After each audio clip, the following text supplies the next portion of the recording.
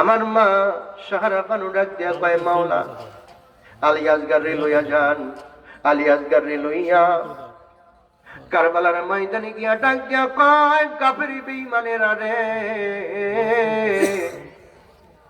যুদ্ধ আছে, মাওলা ইমাম হুসাইনের সঙ্গে যুদ্ধ আছে।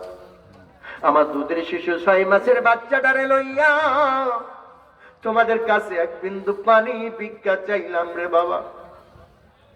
এই জায়গার মধ্যে কত ছোট ছোট বাচ্চারা আছে, মায়েদের কোলে 6 মাসের বাচ্চারা আছে কি আছে না?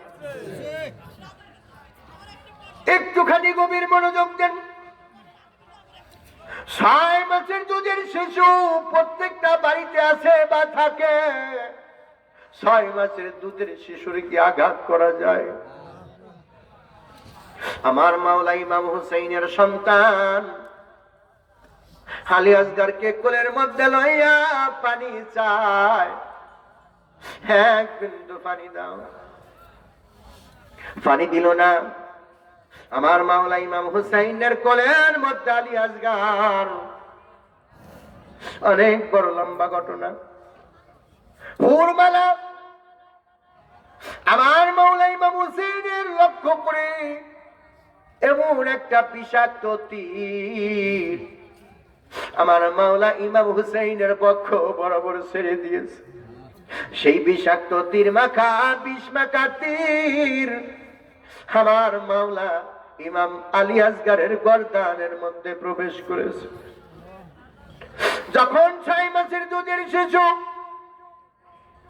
পানি খাওয়ার জন্য যখন কারবালার ময়দানে গেলেন, পানির বদলে যখন 6 মাসের দুধের শিশুর গর্দানের মধ্যে তীর ঢুকছে, হলকুমের মধ্যে যখন তীরটা ঢুকে গেছে, 6 মাসের দুধের শিশুর গলাটা তীরের আঘাতে ছিন্ন বিচ্ছিন্ন হয়ে গেছে। এতটুকুনো বাচ্চা দুধের শিশু কোলের মধ্যে, চন্দ্র সূর্যের মতো চেহারা মোবারক, সেই হলকুমের মধ্যে যখন তীরটা লাগছে, তীরটা এমন দিয়ে ঢুকে ওমন দিয়ে বের হয়ে গেছে। আলী আসগারের 6 মাসের বাচ্চা জিহ্বাটা বাহির হয়ে গেছে। ধর্মপাঠ মুমিন মুসলমান, মাওলা ইমাম হুসাইনের সন্তান, মাওলা বাবা হইয়া সন্তান কোলের মধ্যে নিয়েছেন, গর্দানের মধ্যে থেকে ওমিন দিয়ে বের হয়ে গেছে তীরটা ঢুকে। মাওলা ইমাম আলী আসগারের রক্তে আমার মাওলা ইমাম হুসাইনের সমস্ত শরীর ভিজে গিয়েছে। তীরটা টান দিয়ে বের করছে। তীরটা টান দিয়ে বের করার সঙ্গে সঙ্গে তাকায়া দেখে আমার চাতক পাখি আলী আসগার আর কথা কয় না। আমার ময়না পাখি আলী আসগার আর পানির জন্য কান্দে না রে। ইমাম হুসেন 6 মাসের দুধের শিশু আলী আসগারের দিকে তাকায়া দেখে গলাটা অনেকখানি ছিদ্র হয়ে গেছে, হলকমটা বের হয়ে গেছে, আলী আসগার জিহ্বাটা বাহির করে ফেলছে। দুধের শিশু বাবা হইয়া গর্দানের মধ্যে আঘাত, একটুখানি চক্ষু বন্ধ করে দেখেন তো 6 মাসের বাচ্চার গর্দানের মধ্যে যদি তীর ঢুকে কেমন দেখা যাইতে পারে। আলী আসগারের দেহের মধ্যে প্রাণ নাই, জিহ্বাটা বাইরে হয়ে গেছে। আল্লাহ, যাদেরকে কষ্ট দিলে আমার আল্লাহ কষ্ট পায়, যাদেরকে ব্যথা দিলে আমার আল্লাহ ব্যথা পায়। কারবালার ময়দানে যখন আমার মাওলা আলী আসগারের গর্দানের মধ্যে তীর ঢুকেছিল, সেই দিন আমার মাওলা কোথায় ছিল? হায় রে হায়, আসগার শহীদ হইয়া, হায় রে হায়, আসগার শহীদ হইয়া, বিষ মাখা তীর ছাইরা দিল আসগারের গলা। শহীদ হায় রে হায় আজগার বেশি মাখাতির সাইরা দিল আজগারের গলায় আজগার শহীদ আজগারের রক্তে হোসেন কান্দে যারে যার আজগার শহীদ যায় হায় রে আজগার কেমন করে শৈলায় আল্লাহ আজগারের ব্যথা আজগার শহীদ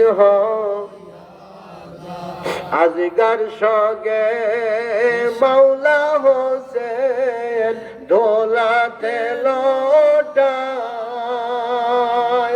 আজগার শহীদ যায় হায় রে আজগার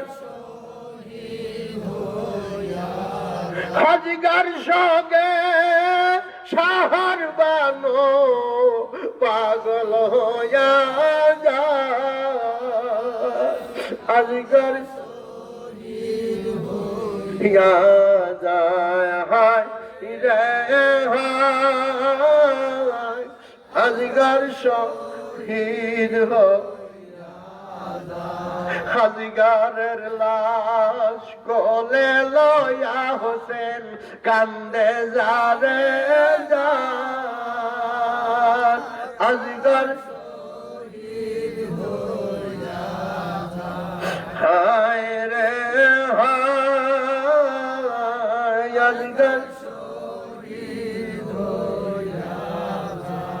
বাইর আমার আজগারের লাশটা কোলের মধ্যে লইয়া মাওলা ইমাম হুসাইন ডাকতে কয় আল্লাহ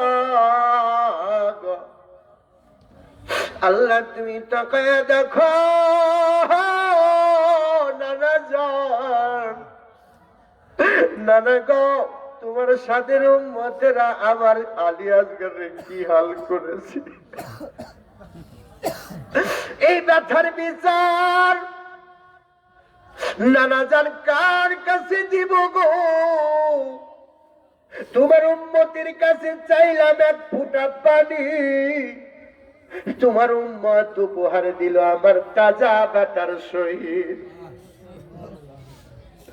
একটা মায়ের যখন একটা সন্তান হারায়া যায় সেই মা পাগল হইয়া যায় দুধের শিশু আলী আসগার 6 মাসের দুধের শিশু মা সাহারা বানুর কাছে যখন নিয়ে আসছে সাহারা বানু ডাক দিয়া কয় স্বামী গো আমার সন্তান কেন কান্দে না আমার সন্তান কেন নড়াচড়া করে না সাহারা বানু মাওলা ইমাম হুসাইন মাথার পাগড়ি মুবারক দিয়া আলী আসগারের দেহটা ডেকে রাখছে ডাক দিয়া কয় সাহারা বানু রে আমাদের সন্তানের জীবনে পানি খাবে না মা সাহারা বানু ডাক দিয়া কয় স্বামী গো সাহারা বানু ডাক দিয়া কয় স্বামী গো পানি না খাইলো কিন্তু আমার বুকের দুগ্ধ কে খাবে আমার বুকের দুগ্ধ যে বায়া বায়া পড়ে আমার বুকের দুগ্ধ তো এখনো শুকায় নাই আমার সন্তানের ক্ষুধা লাগলে আমার দুধ বায়া পড়ে আলী আসগারকে আমার কোলে দাও আমার বুকের একটু দুগ্ধ খাওয়াইয়া দে মাওলা ইমাম হুসাইন ডাক দিয়া কয় সাহারা বানু রে আমাদের আলী আসগার জীবনে আর কোনদিন তোমার দুগ্ধ খাবে না